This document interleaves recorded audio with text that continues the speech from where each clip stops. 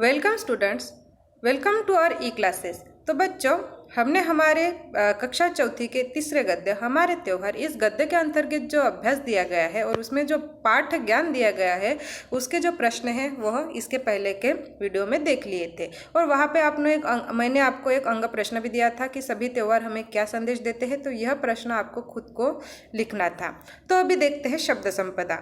तो शब्द संपदा में पहला प्रश्न दिया गया है कि नीचे लिखे शब्दों में जो समानार्थी शब्द नहीं है उस पर गोला लगाइए। जैसे कि पहला दिया गया है त्योहार, पर्व, उत्सव और उत्साह।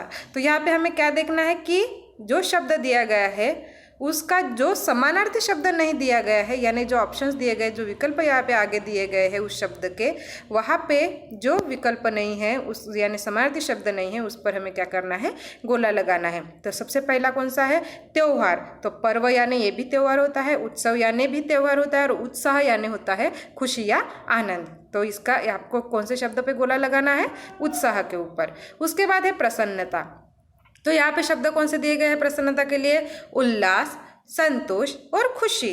तो यहाँ पे उल्लास यानी ये भी प्रसन्नता होता है, संतोष यानी होता है समाधान मानना और खुशी यानी होता है प्रसन्नता। तो इस प्रसन्नता के लिए जो समानार्थी शब्द नहीं है वह कौन सा शब्द है बच्चों, संतोष। तो आपको किसके ऊपर गोला लगाना है, संतोष इस शब्द पर। उसके बाद है उत्साह। यहाँ पे कौन से विकल्प दिए गए, हर्ष, उमंग और जोश। तो आपको कौन से शब्द पे गोला लगाना है, उमंग यानी होता है उत्साह, जोश यानी ये भी उत्साह होता है और हर्ष यानी होता है आनंद या खुशी। तो आपका गोला किस शब्द पे लगेगा, हर्ष इस शब्द पे। उसके बाद है प्रकाश। प्रकाश के लिए कौन से शब्द दिए गए आगे, दीपक, आलोक और उजाला।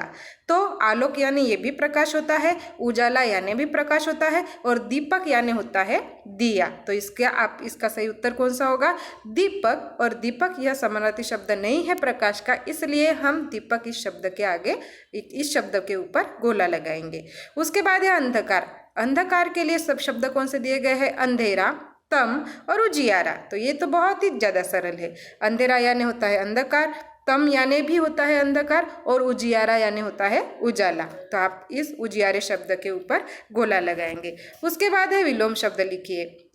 तो यहाँ पे विलोम शब्द के लिए जैसे पहला दिया गया है, अंधकार के लिए विलोम शब्द है प्रकाश, खुशी के लिए विलोम शब्द है गम, एकता के लिए विलोम शब्द है अनेकता, देश के लिए विलोम शब्द है विदेश, दुख के लिए विलोम शब्द है सुख, प्रेम के लिए विलोम शब्द है घृणा, अच्छाई के लिए विलोम शब्द है बुराई, गुण के लिए विलोम शब्द है दोष, दिन के लिए विलोम शब्द है रात और जीवन के लिए विलोम शब्द है मृत्यु। उसके बाद का तीसरा प्रश्न है श्रुतलेख लिखिए। तो यहाँ पे जो शब्द दिए गए हैं जैसे भारतवर्ष, उत्साह, प्रतीक, प्रसन्नता, पर्व, बौद्ध, रक्षाबंधन, आजीवन, ये जो शब्द दिए गए हैं ये आपको 5 बार दोहराने हैं, यानी आपको अपने नोटबुक्स में ये 5 बार लिखने हैं और लिखते वक्त इसे बोलते बोलते लिखना है। उसके बाद है भाषा बोध। तो भाषा बोध में दिया गया है कि पाठ में से 10 भाववाचक संज्ञा शब्द छांटकर लिखिए। तो बच्चों भाववाचक संज्ञा यानी आपको पता है कि जिस संज्ञा शब्द से प्राणियों और वस्तुओं के गुण दोष, अवस्था, भाव आदि का पता चले उसे हम क्या कहते हैं, भाववाचक संज्ञा। जैसे कि एकता, बचपन, बुढ़ापा, सुंदरता, मिठास, क्रोध, शांति आदि जो शब्द है वो है भाववाचक संज्ञा। तो यहाँ पे हमें हमारे जो पाठ है उस पाठ में कौन से 10 भाववाचक संज्ञा दिए गए हैं वो लिखने हैं। तो यहाँ पे मैंने निकाल दिए हैं, जैसे कि धर्म, प्रेम, खुशी, प्रकाश, अन्याय, दुर्गुण, प्रसन्नता, उत्साह, रोशनी, कुर्बानी, ये सभी क्या है, भाववाचक संज्ञा है। उसके बाद है आप सही शब्द भरना है वहाँ पे, ठीक है, यानी का, के, की, यह जिस शब्द से संबंधित है वह शब्द आपको यहाँ पे भरना है। जैसे कि हम यहाँ पे पाठ में ही दिया गया है, ईद का त्योहार, रंगों का प्रतीक, त्योहारों का देश, 10 गुरुओं के जन्मदिन, बहन की राखी, फसलों की कटाई, एक दूसरे। आपको इसका उत्तर आपको खुद को लिखना है। राक्षसों रिक्त स्थान पुतले, खुशियों रिक्त स्थान रंग, या आपको खुद को भरने हैं बाकी के शब्द, ठीक है बच्चों। उसके बाद है कि आपको जो शब्द दिए गए हैं उसे प्र लगाकर, यानी देश इस शब्द से को प्र लगाकर प्रदेश बना है, उसी तरह प्र तथा आ लगाकर नए शब्द बनाइए और उनके अर्थ लिखिए। यानी आपको प्र लगाना है और आ लगाना है शब्द को, तो उनसे जो शब्द बन रहे हैं उसका अर्थ भी लिखना है आपको। जैसे कार को अगर हमने लगाया आगे तो उसका बनता है प्रकार, और प्रकार यानी होते हैं तरीका।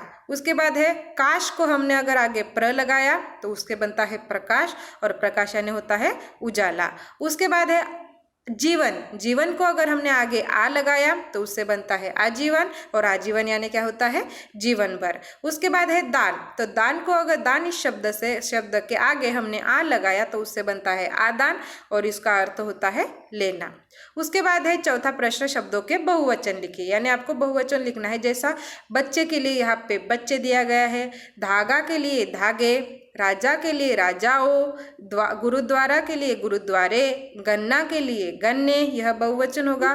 भेड़ के लिए बहुवचन है भेड़े, गाय के लिए बहुवचन है गाये, किरण के लिए बहुवचन है किरणें, पुस्तक के लिए बहुवचन है पुस्तकें, और फसल के लिए बहुवचन है फसलें। तो इस तरह से बच्चों आपको यह सभी जो मैंने अभी बताए जो प्रश्न, वह सभी आपको अपने नोटबुक्स में भी लिखने हैं और साथ में आपको टेक्स्ट बुक में भी लिखने हैं। तो बच्चों आज के लिए इतना ही। आगे का लेसन हम नेक्स्ट वीडियो से स्टार्ट करेंगे। So thank you.